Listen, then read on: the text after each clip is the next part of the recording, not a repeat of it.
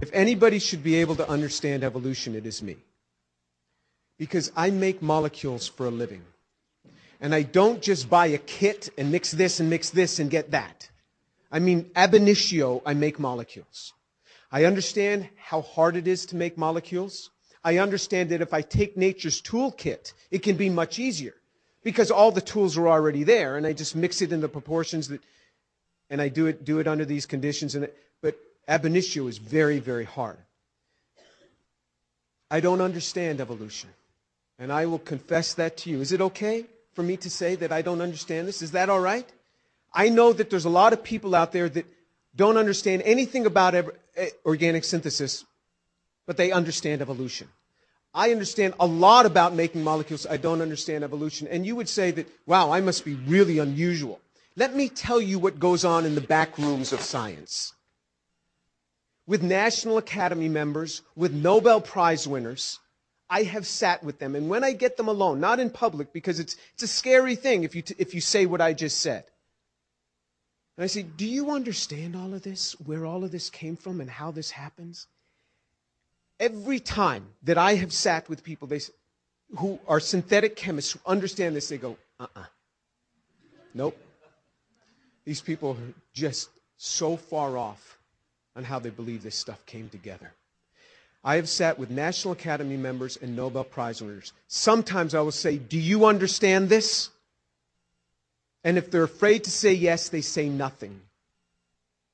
They just stare at me because they can't sincerely do it. I was once brought in by the dean of the department once, and many years ago, and he was a chemist, and he was kind of concerned about some things. I said, let me ask you something. You're a chemist. Do you understand this? How do you get DNA without a cell membrane? And how do you get a cell membrane without a DNA? And how does all this come together from this? He said, Jim, we have no idea. We have no idea. I said, isn't it interesting that you, the dean of science, and I, the chemistry professor, can talk about this quietly in your office, but we can't go out there and talk about this? If you understand evolution, I am fine with that. I'm not going to try to change you, not at all. In fact, I wish I had the understanding that you have. But about 7 or 8 years ago, I posted on my website that I don't understand.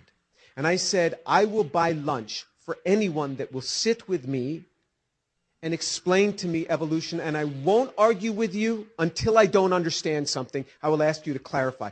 But you can't wave by and say, this enzyme does that. You got to get down in the details of where molecules are built for me. Nobody has come forth. The Atheist Society contacted me. The Atheist Society contacted me. They said that they will buy the lunch. And they challenged the Atheist Society, go down to Houston, have lunch with this guy, and talk to him. Nobody's come. Now remember, because I'm just going to ask when I stop understanding what you're talking about, I will ask. So I sincerely want to know. I would like to believe it, but I just can't. Now, I understand microevolution. I really do. We do this all the time in the lab. I understand this. But when you have speciation changes, when you have organs changing, when you have to have concerted lines of evolution all happening in the same place in time, not just one line, concerted lines, all in the same place, all in the same environment, this is very hard to fathom.